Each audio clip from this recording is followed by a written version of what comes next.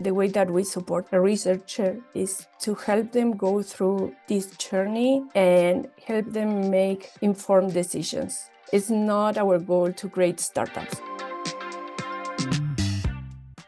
Hello and welcome to the Entrepreneurship podcast series by UIN. In this episode, Todd Davey, Associate Partner at UIN, joins Paula Berton, Scientific Innovation Executive and Academic Entrepreneur in Residence at the University of Calgary, to discuss what makes the Hunter Hub model unique. From offering tailored support for researchers exploring impact beyond academia, to building an inclusive ecosystem that embraces startups, partnerships, and policy change alike.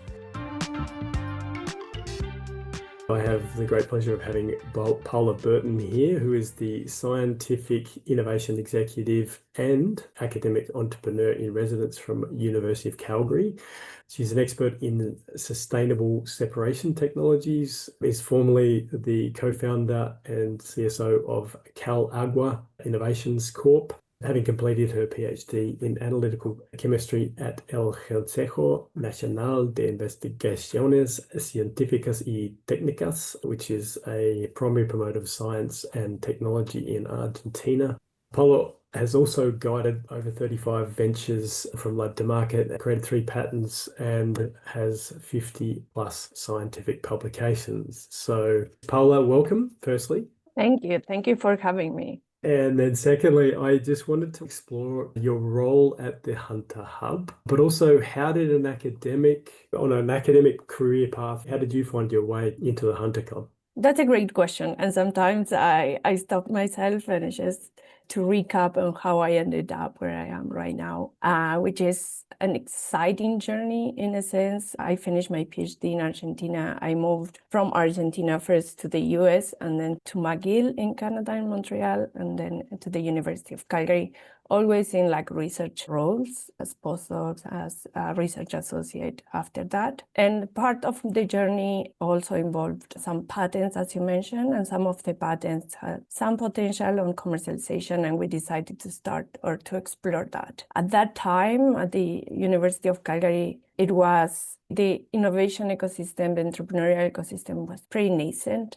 We didn't get a lot of support because there was not, and the university was not ready to support teams like us. So we made so many mistakes. You just think about a mistake like a startup can make, we made it. In that process, I never stopped getting involved in innovation courses for undergrads, for grad students. And so I kept growing that side of mentoring or supporting others going through the same process or similar process and supporting them in a way that they could make their own mistakes, just not the same I made, right? And that's how I ended up here at the Hunter Hub over the years. Okay, and that leads you into a current role. Perhaps you could describe a little bit about your current role and specifically the part which is academic entrepreneur in residence. We are more familiar with entrepreneurs in residence, right? That's a role that we see not only in universities, but in a lot of innovations and entrepreneur centers. The flavor that we added was mentors that have the research background, that have the academic background, and also has the entrepreneurial background with different levels of success. It's not like everyone exited companies at multi-million, billion-dollar type of exits, but it was more researchers that went through that journey and they want to support the next research team that wants to try the same. So that's the different flavor of academic entrepreneurs in residence, which is like a group of academics with that background specifically. And why we found it was interesting to present it that way, it's because the research mindset, it's different, right? Like we all are going or have the potential to turn into entrepreneurs if we want to. But when we have such strong research backgrounds and mindsets, getting used to the new space, which is entrepreneurship, requires other conversations, empathy in a different way if you want. And that's why we focus on that type of support, of mentoring support, which was a little bit different to what was already out here in the innovation ecosystem. Well, I think that's something I'd really like to pick up because I think just coming from your background, and I mean, I really love the fact that you're saying, yeah, not everything turns into a unicorn or into a high growth. In our experience, it's very rare that actually occurs. And so from that perspective, I think just having expectations aligned is really important. But just in terms of how you support those coming from a research background, what are the sort of things that you try to emphasize when you're talking with them in terms of expectation management, but also just some of the unique challenges that you think they face? Yeah, and you're bringing up a good point. I think in our minds, the way that we support them is to help them go through this journey and help them make informed decisions.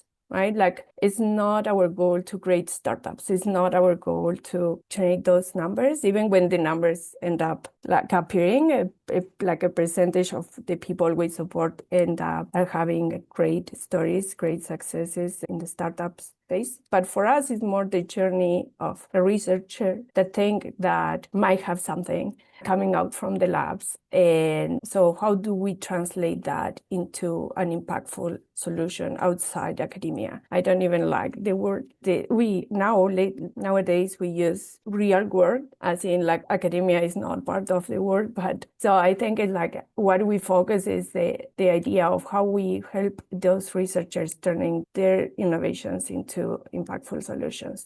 And sometimes that is a startup, but sometimes that's a partnership with them community members sometimes, right? So it's policy changes. We are not focusing startup, at least at that stage. And then we also support the small group that turn their innovation into a startup, because those conversations are a bit different, right? As you said, you start having conversation about investment and things like that, which for the rest, the challenges are different. So we tend to try to support everyone in their journey and not force one path on someone that might not be interested even in going into that direction. I think again, that's a really important point in our experience as well, is with academics, you may or may not be interested in that sort of a path. And often, the impact that they can make is perhaps best created through partnerships, effective partnerships with industry or with government, even other social actors. And in some ways, their knowledge could be best used in that sense. And so, the amount that my research actually shows that under 1% of academics actually go into the commercialization type path. So I think from that perspective, a program that is quite broad in terms of who accepts and how it supports them. Perhaps you could just give us an example of how you support each of those different paths, though. That's what I was interested to know more about. How do you support, for example, those academics that have some interests, but maybe that don't have the skills or the networks or the resources? And then how do you support differently those that are perhaps moving in a different pathway, which might involve, for example, partnerships or something like that? Yeah, and I think the way that I separate what we do at the Hunter Hub is we have a series of programs, and like those programs are, the way that we see it is more like starting points, right? Like someone that wants to explore the space, don't have the knowledge, don't have the background, wants to spend some time in there. So we have different programs depending on what they are actually trying to do. We discover it's not one program that will be a perfect fit for everyone, and we can discuss about the different programs here at the Hunter Hub. But then after that, the program has like a specific timeline, right? And specific milestones that the participant will have to go through. But after that, especially with research teams, they have placed a sense of a role of an incubator, in a sense that we sometimes work with teams for 3-4 years. Why? Because like they are developing hardware, and that's not something that happens in 4 months. And they need that constant support. So the way that we support them at that stage is more through one-on-one mentoring. And like the Hunter Hub has this massive, beautiful space. So everyone is welcome. We have shared desk spaces, we have meeting rooms. So that also brings together entrepreneurs in their journey. that piece, the mentoring piece, the one-on-one piece is the less scalable if you want. But at that time, those teams make decisions of what do they want to do, where do they want to work. So for us, it's easier to generate those one-on-one interactions. But it's every time you work with people, it's difficult to scale. Sure, especially when you're dealing with individuals, or it might be teams of 2 or 3 or something like that. It can be at times difficult to scale. And maybe that's an appropriate moment to move from your own personal experience and background into speaking a little bit about the Hunter Hub. Perhaps you could describe what is the model, what is the sort of mission that it has, and how does it work with the university? Everything is young, I think, in European times. Like the university was founded in 1966, so just not that far ago, and then that long ago. But then the Hunter Hub started in 2017. And the Hunter Hub started as any entrepreneurial center with 1 or 2 basic programs or fundamental programs in terms of entrepreneurship. The Hunter Hub is called the Hunter Hub for Entrepreneurial Thinking. So the whole goal for the Hunter Hub is to support University of Calgary members on their skills and the development of those entrepreneurial skills. It's not entrepreneurship, it's entrepreneurial thinking, it's like creativity, it's how we use those entrepreneurial skills into research, how do we use them into society, impact into society. So over time, we develop more and more programs. We have programs specific for researchers. That means from grad students to professors will show in that program. In that program, we talk about, specifics about defining the problem solution space. But of course, you talk about that in different programs. But in that case, researchers come with a solution in hand. So how do we turn that conversation into and help them fit into the entrepreneurial path? We talk about IP a lot, of course, you can imagine in that program. We talk about partnerships. That's for researchers. We also have a program for more traditional businesses, someone that is thinking like creating a side hustle, creating or taking over a family business. And those are, even when the topics are the same or might be similar, the interest of those participants is different. And we also have other programs like Launchpad. Those are more like for tech-focused startups. So we really, even when we try to tailor the programs to attract different people inside the University of Calgary. What I really appreciated was you were talking about developing, and obviously the name of the center, Hunter Hub for Entrepreneurial Thinking. It already sets the tone a little bit. But I think what I've recently seen is that within different universities, there's a heavy focus on developing startups. As in, this is the focus. We're developing teams which create companies, basically. And from what I've heard from you, you're saying we're focusing more on individuals, the skills development piece. So is there something in particular there that you're doing, a particular program that you have, and some of the aspects of that? How do you develop entrepreneurial skills, attributes, behaviors? How do you develop that in a program sense beyond, for example, one-to-one mentoring? How do you do it on a scale?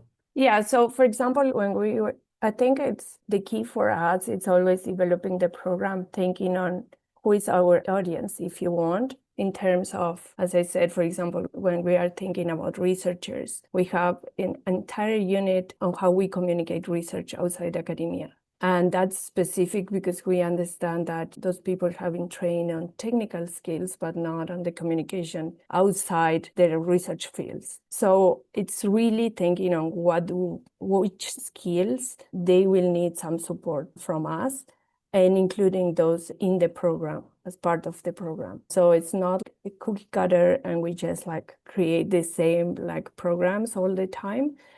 Business playbooks which is the traditional business, is more how you run a business with assuming you have almost no money when you start, right? How you run operations, how you just start organizing all that without being able to spend all the money that a large company could afford. It's just the specific needs of that like group of people that will come to the university, to the hub. The other thing is that, for example, is the messaging. We found out that when we were talking to researchers, and we would use words like entrepreneurship, it was more difficult for them to self-identify as entrepreneurs. They were okay with being innovators. They were okay with like make changers. All those words would resonate with them. So we really tailor also our messaging to them just to be more welcoming and open. And once they join, they just get used to new words, right? But just how do we approach the different team groups of people at the university? That's also being a learning process. And I think that's also key. Yeah, it is something that I hear repeatedly. We did a training session here in Amsterdam with others in your sort of a position. We were talking about the different programs and just the importance of language and messaging and things like that, because you can very quickly scare off an academic who doesn't want to be an entrepreneur per se, just with the word entrepreneurship. But I just wanted to take another step in the direction just of the university, and just wanted to understand a little bit more about what the university expects from the Hunter Hub. Do you sit on the outside of the university or on the edge of the university, or are you quite embedded in it? You're a conduit between the university and the local ecosystem. For the university, entrepreneurship is one of the key mandates. It's the president of the university set like a pretty ambitious goal, which is turning the University of Calgary into the most entrepreneurial university in Canada. And because of that, the hub has taken a really prominent role in that mandate. The hub, it's now under the president's office, so direct line with the president of the university. So I would say it's pretty much ingrained. The hub, it's part of the university, it's not part of the faculties, but that also gives us that center like space where people from different faculties come, and where we see the transdisciplinary space, taking shape in the different teams and trying to solve the different solutions. So I would say it's really important for the university. The Hunter Hub, it's one of the key components to make the university the most entrepreneurial university. And then we connect, with the Calgary ecosystem. So we are pretty active on how, because it's not only for the hub, it's not only for the university, it's really important for the people that are in the hub, that we do that extra work on connecting the hub with the external ecosystem. We sometimes join other programs, we sometimes join other offerings as speakers, as mentors. We try to support other programs as much as we can. Do you want to be a part of a global community where universities, businesses, and public organizations come together to solve the world's biggest challenges? At UIIN, we equip our members with the skills, tools, and strategies they need to create impactful partnerships that drive real-world change. Whether it's upskilling your team, strengthening your institution's partnership efforts, or becoming more entrepreneurial, UIIN empowers you with the knowledge and support you need. Join us today. Visit uiin.org to find the best plan for your organization. And in respect to the mentorship, perhaps you could explain a little bit about how that is organized and why is that effective?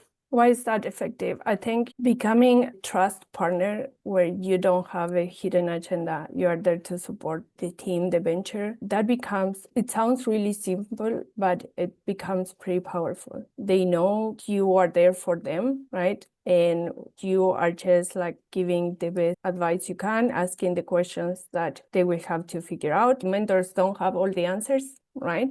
It's more the questions that the mentors see as the most important things the team will have to work to try to answer them. I think there was it's really strong need at the university for that type of support. The programs were already growing. The programs were already moving into the direction that, right now we have a number of programs, but there was the one-on-one component, the support there, it was missing. So I think that's why it became really effective. In terms of how we organize mentors, it's relatively easy to find mentors that want to support, academics that want to support other academics.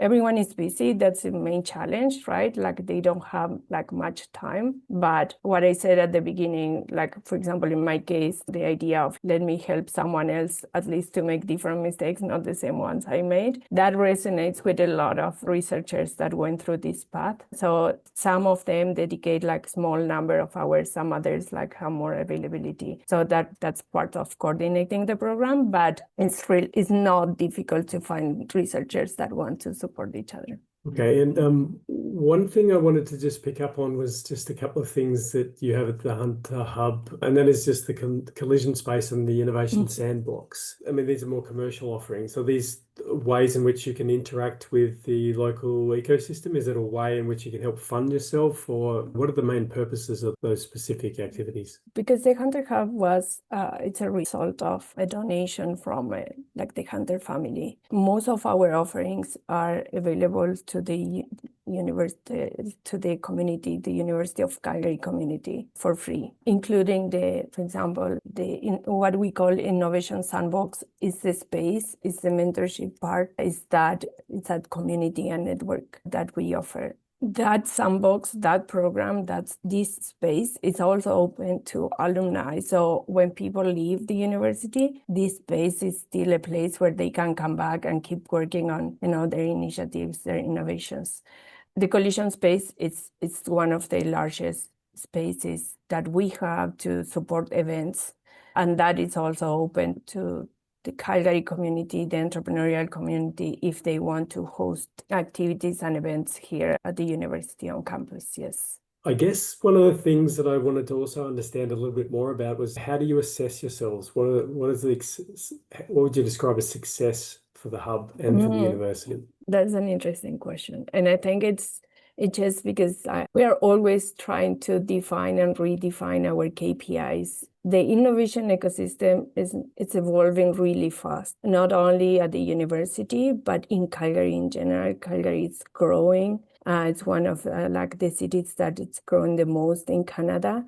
The same with the entrepreneurial space. So the way that the Hunter Hub supports this ecosystem, it's also evolving all the time. And with that, the metrics, right? Of course, we want to provide the entrepreneurial experience to the most undergrads and grad students we can. And with that, we are scaling some of the programs. We are making some of the content available online. So we are scaling to meet that ambitious number, which is like reaching out to every undergrad and grad student at the university. How do we measure success? For those that decide this is a space where they want to spend time and want to create startups, of course, we support them, we follow them, we support them in like writing and grant writing, but also getting them ready for investment. That's also part of our success. But our success also means one research that says, you know what, with all the information I have, this is not the path I want to take. And that's more difficult to count in numbers. But for us, I counted, right? That's a person that now it's going to spend that time maybe going back to the lab or doing something else that is also really valuable for the university. So that's why I'm like, it's tricky because I understand numbers, but we also work with people, and the support of people, that's what success looks like for us. Paula, maybe I'll pick up one particular thread of that, because I just wanted to understand more, and I think some of our listeners will also want to understand a bit more. Is you're saying you want to get to every student. How were you doing that? You said online, making material available online, but are you also working together with the faculties more directly, bringing some of your programs into the curriculum, or is it all extracurricular? Could you just explain that a little? Yes, and that's a great point. So the Hunter Hub is like everything is co-curricular because we are not part of the faculties. But over time, a lot of the faculties started taking some of the offerings similar to the Hunter Hub and started offering them to undergrads as part of their curricula. So in that case, We provide support in terms of content. We facilitate some of the sessions. And we also understand that's part of the evolution. That's where things should move if we want to be able to reach to all the students.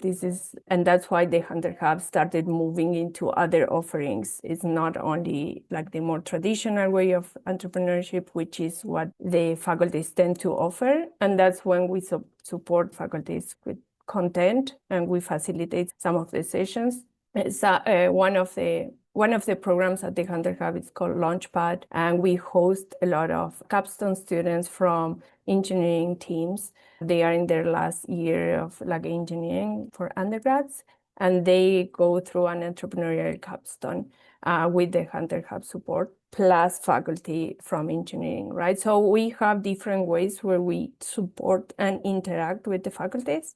And that's part of how we reach those metrics and make sure everyone gets exposed to entrepreneurial thinking.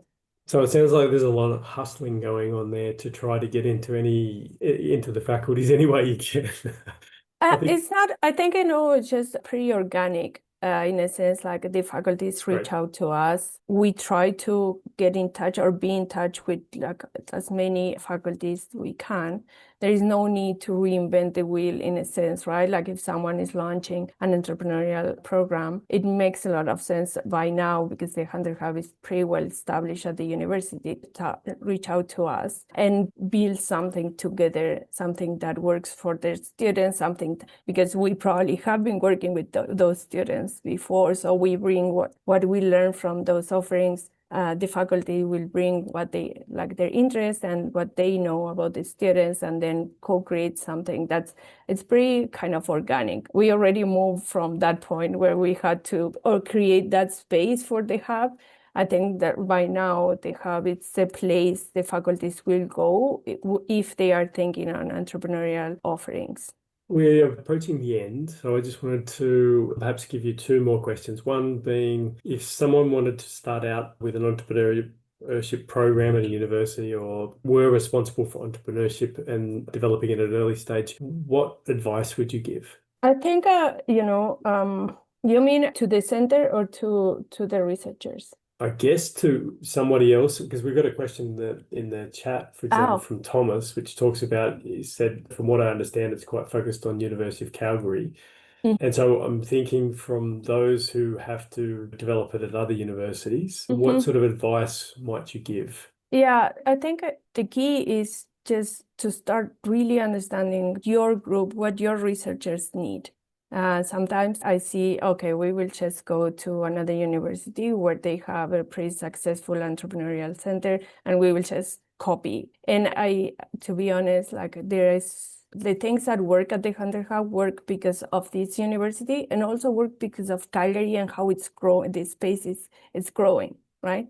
It might not work for a smaller university even in the middle of our province, in the middle of Alberta, right? Those needs are different. The space is different. So I just first focus on where are your researchers at, what are their needs, and then like building a program that will work for them, keeping in mind that program will evolve with your audience. And the other piece is I talk a lot about the University of Calgary. We also have some programs that are national programs and international programs, and we host them here at the Hunter Hub. So it's like anything that works for our community, we will just try to embrace, expand, use, and if it benefits our researchers, we will just facilitate. Well, thank you very much too for that comment from Thomas, and Paula's addressed that one. So I'm going to finish up with one final question, which is, so if you had to sum up, I guess, in a very brief space, like in one sentence, what is the last message you'd like to leave everyone with respect to entrepreneurship at a university and developing it? I don't know. I'm Latin. One sentences are not a thing. Like we talk longer than that, but I just entrepreneurship is fun. I was coming from a researcher background. Sometimes it's daunting and it's just a new space. But finding the right tools or right resources make the journey more fun. I'm not going to say easier because it's not an easy journey, but researchers are not strangers to challenges, right? It's just this one is a different one. Okay, thank you very much, Paula, for your time. Really appreciate that. We've got some great insights for all of our audience. For anyone that's interested in training, we will be running some sessions coming up on managing partnerships, which will be taking place in November. And also our next entrepreneurship training will be taking place in January, February on nurturing entrepreneurial ecosystems. So please check in with the UIN training page to see more about that. But again, thank you very much, Paula. It's been an absolute pleasure talking to you, and thank you very much for the insights you've shared. Thank you, Todd, for having me. I had a lot of fun in the last UIN conference in Amsterdam. So great to be part of this community now in a fireside chat. Thanks so much, and I look forward to seeing you there again next year. Thanks, Paula. Thank you for listening to the discussion. Follow UIN on LinkedIn, and if you're enjoying our podcast, make sure to subscribe, rate, and review on your podcast platform of choice to help others find this content too.